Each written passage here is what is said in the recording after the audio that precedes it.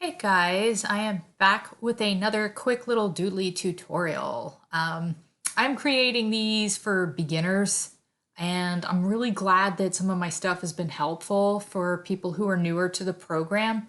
I will tell you, anything more advanced, there are some excellent people in the Doodly group and in the tutorials that'll help you with the more advanced stuff.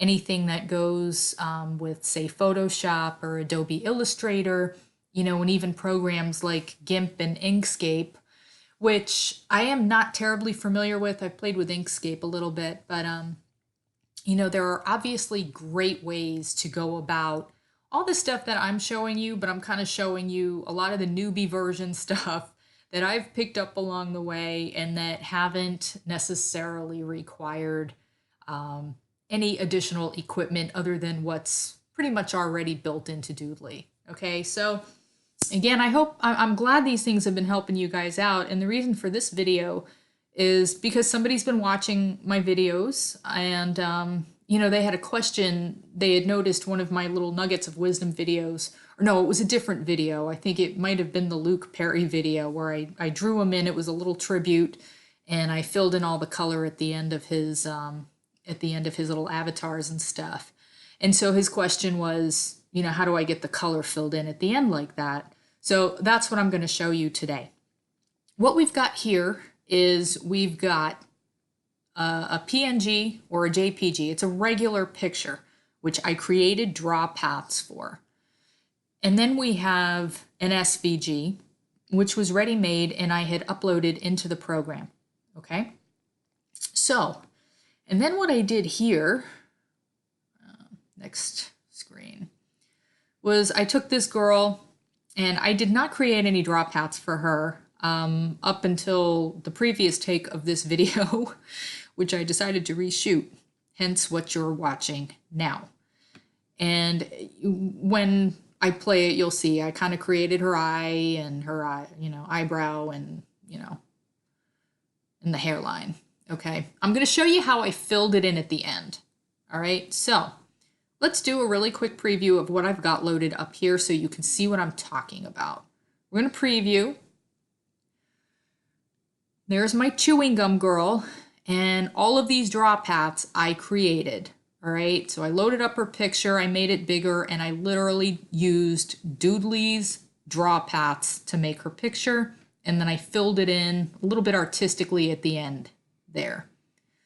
Here is the SVG. Okay. There we go.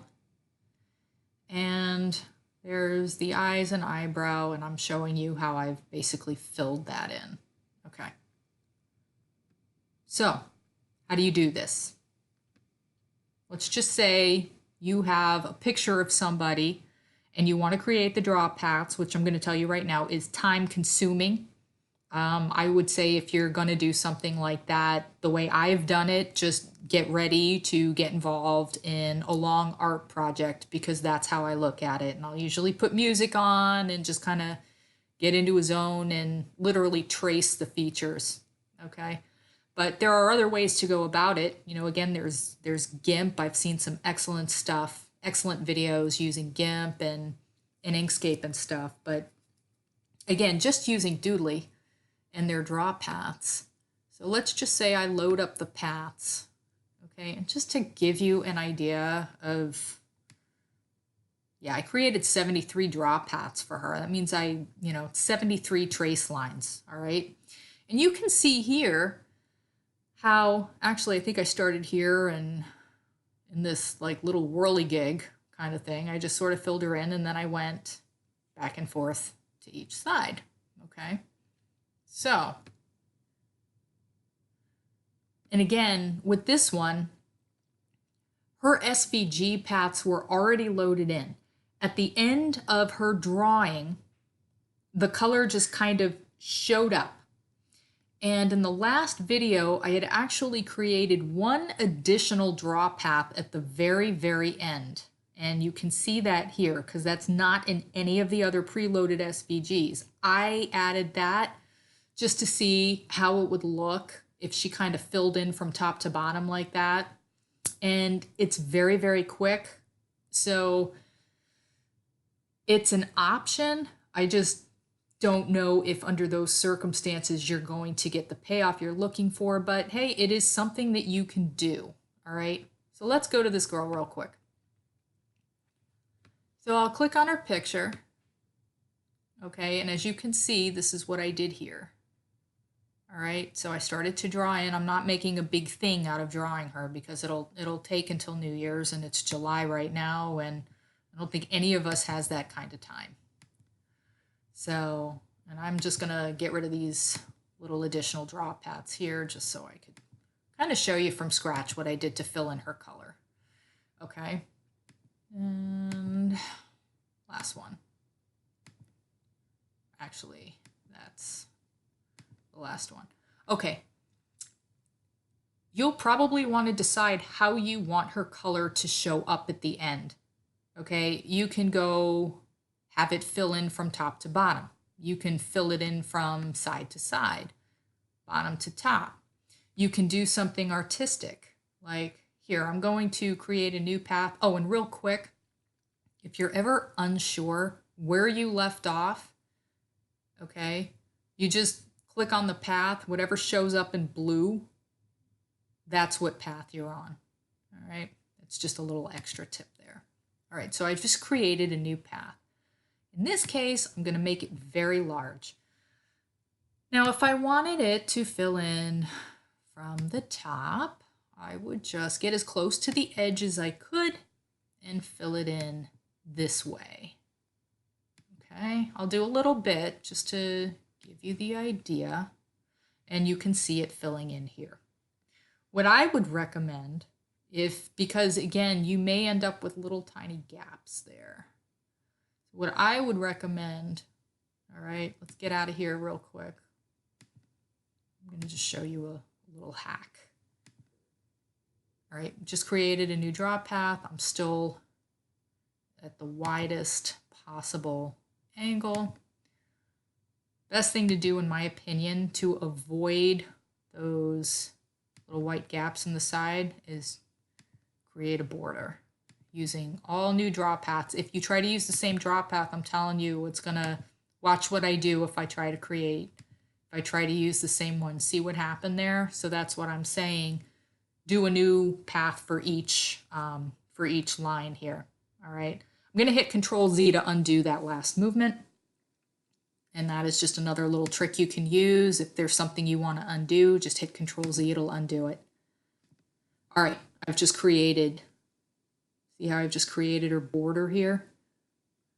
All right, so it would all depend on how I want to fill in the picture. So again, if I want to go top to bottom, I'd go that way, all right? If you ever need to move a path, hover over the dot, make sure you see that little square looking thing, and just pull up on it, okay? That's how you can actually move a draw path.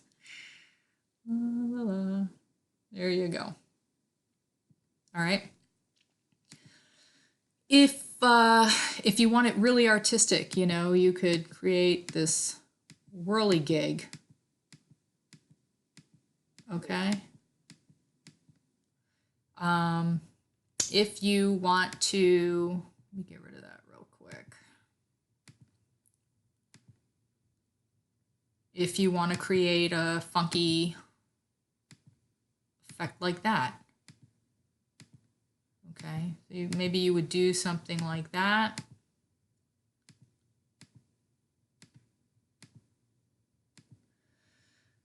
And then you can go ahead and like fill in the rest. So it all really depends. You can go, again, top to bottom, bottom to top, side to side, and create a bunch of up and down lines. You can fill her in with a swirl. I mean, you can do whatever you want. You can do whatever you want. And that's part of the beauty of this whole process. You know, play with it. Give yourself some time to play with it. In fact, now that I'm seeing this, this almost looks like a little word that can be created with it. I would play with that, but not on the video right now, because again, we might be here for a good long time if I did that. Maybe another video. But in a nutshell, if you want to, say, create draw paths for anything, especially a picture, that's how you can fill it in at the end. All right. Again, only using Doodly, not using any outside programs. There are more advanced ways to go about this. There are far more sophisticated ways to go about this, Photoshop, Adobe Illustrator, Gimp, Inkscape, and some excellent people in the class who have shared valuable information in videos on how to do that. I would highly recommend checking them out. But my videos are geared toward only using Doodly and the occasional program that I have gotten familiar with, and showing you guys some of the things that I've learned along the way at a beginner's level. So I hope you have found this helpful. I appreciate the fact that you guys have been leaving comments and stuff on my videos, and appreciating them, because it's an honor for me to be able to do this stuff from one beginner to another. We all teach each other stuff, and just kind of make the process a little easier for one another. So on that note, I thank you for watching. You can check out the playlist that in the description area of my other little tutorials, and I'll keep them coming as long as I see there's stuff that I can answer and create videos for. So until next time, guys, take care.